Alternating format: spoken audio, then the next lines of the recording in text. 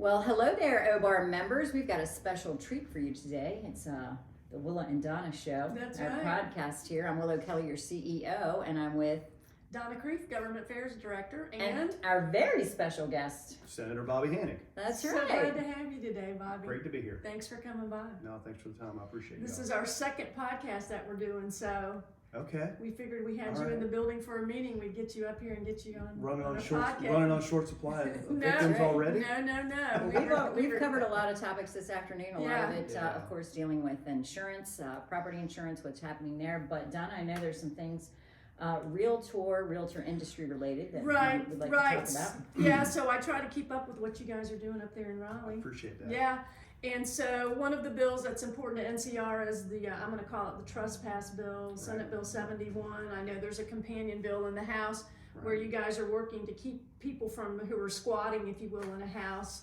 from establishing some sort of claim. I know that when we were at legislative days last year, we were hearing horror stories where folks would go in and take up in a vacant house, and then when the real estate agent would go in to show it, or the property owner would be there, they would say, well, I've been here. And they would show a lease. Yeah, I mean, try there's scams also to that make some cause this. claim on the ownership, and then there would be a problem. So that bill's hopefully gonna Right. take care of that.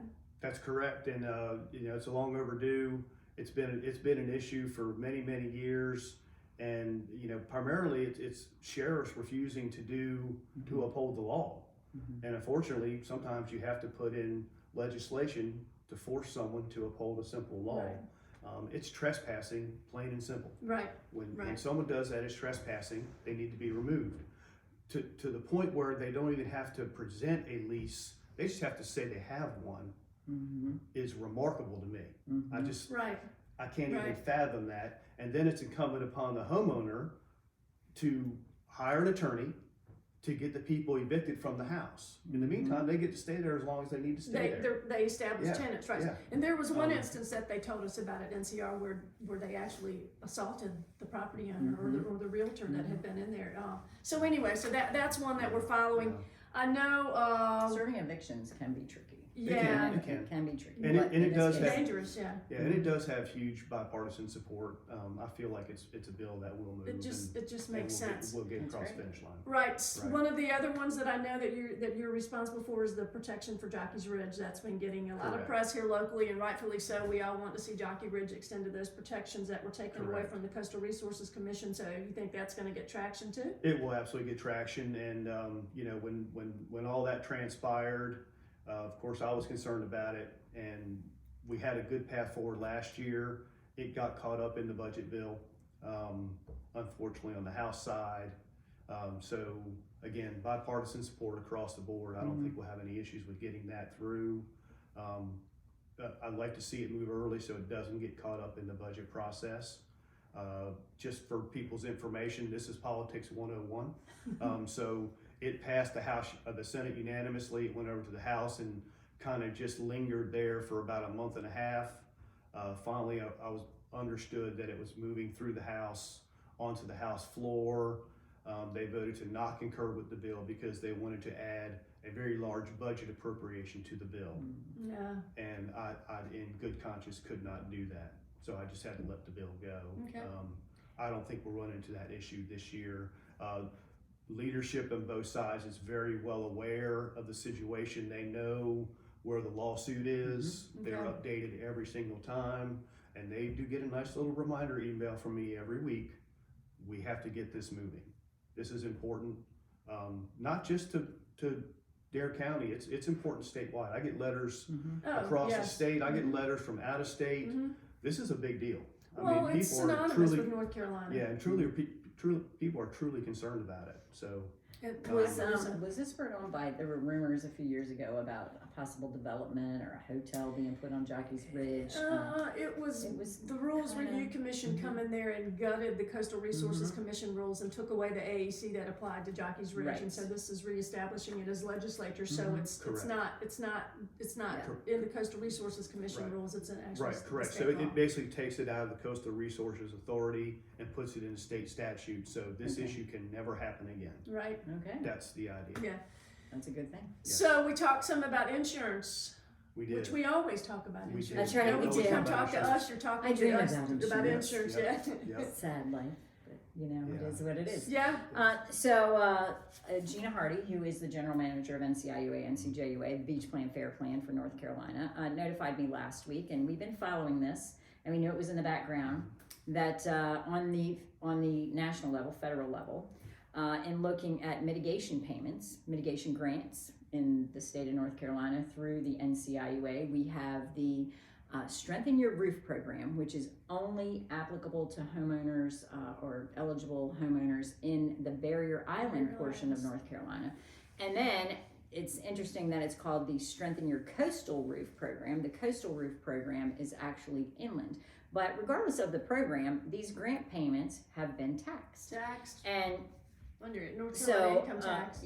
Congressman Greg Murphy has co-introduced the Disaster Mitigation and Tax Parity Act alongside with a representative from California, and it would exclude qualified catastrophe mitigation payments from gross income for federal tax purposes. And we had heard some rumblings that if the federal government does this, we may see this also take place on the state, that we would exclude those payments from tax purposes, gross income tax purposes. So we're very excited about this. We hope it picks up some traction. There's a great press release. We're going to share it in the next government affairs briefing and have a link to that. But Gina Hardy's quoted in here, and they've given out over $100 million they have invested through programs such as the Strengthen Your Roof grant to help policyholders fortify their homes and build a stronger, storm-ready North Carolina. It only makes sense, and I think some people have been quite surprised when they get these grants and then find out they get that nice little form in the mail that says you've got to claim this as income.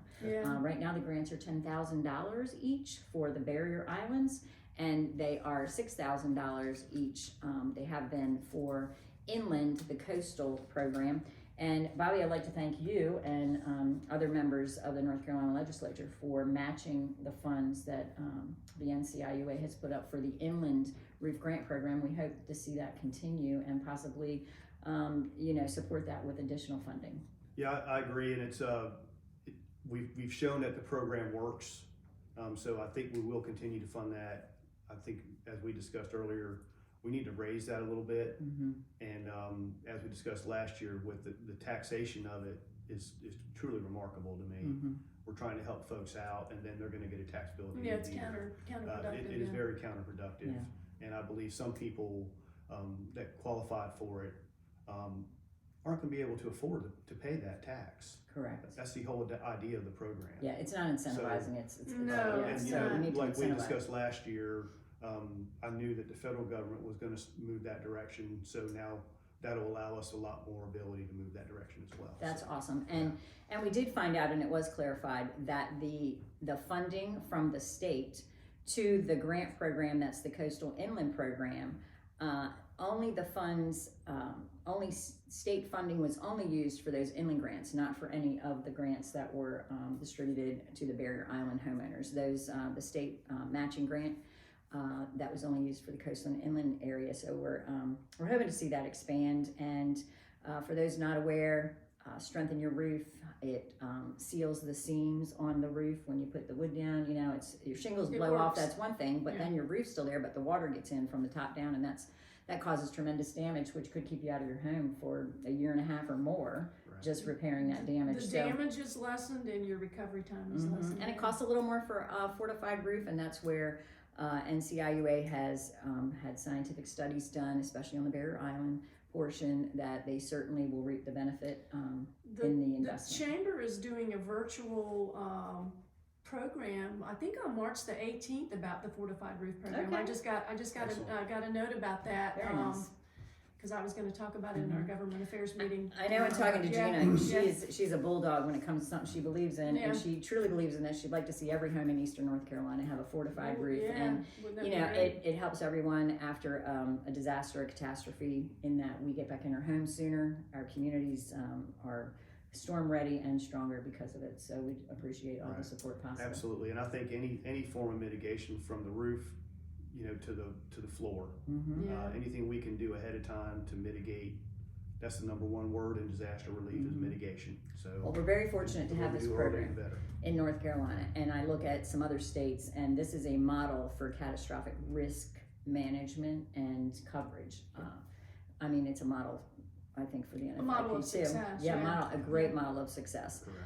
And how we're doing it right, and how we have about $1.35 billion in the reserve fund right now in the NCIUA, and they're still able to give out $25 million in grants. And that is aside from the matching grant for the inland program. So that's wonderful. That's the way to do it. Yeah, y'all are a model for the rest of the country. All So, right. anything you want to add? Yeah, what's happening? Not particularly. You know, it's a busy time up there. You Yeah. know, we're the beginning of session's always very hectic. We short session this year? We're long session Long this session year. this so year, that's all- right. Cranking You know, out, we yeah. just passed our We'll bill. be Our here for a bill. while. Our bill filing deadline comes up the third week in March. That's We're already busy. past our deadline for submitting bill requests. We come see you the second week of April. I know. Looking forward to Yes. that. That's always a great time. You learn a lot. You guys are awesome. But yeah, it's hectic up there right now. I Okay. tell you what, it's flying. Everyone's coming in and out. You're in the Yeah. thick of it, and you need to get on the road. Yeah. Rob. Yes, I'll Yes. be going home and packing a bag and heading that way. So Yeah, well, we Um, appreciate your yep. time today. Yep. If there's anything we can do here at OBAR for you, please reach out to us and let us know. well, and y'all always do a great job. But you know, and y'all have heard me say it, and I'll say it again. Nobody is more involved with what you do on a day-to-day than OBAR anywhere else in the state. Everybody knows it. Everybody knows that when OBAR comes up there, it's a room full. It is. People come from other areas of the state, even the heavy tourist areas of the state. They might have 4 or 5 people. We got a busload. So great to have y'all. It's always a great time and very informative. And y'all keep me in line, which is, you know, I need constant guidance. So Because I as we say here, okay. Well, here's a couple sayings that we have here. If you don't have a seat at the table, you're likely on the menu. That's but, right. That's but right. if real estate is your profession, politics is your business. That's right. Well done. Certainly it's I your like business, Wow, yeah. it is. That's the way we're closing out That's here. right. Thank you so much. Thank No, you. y'all. Thank Appreciate you, it. Omar.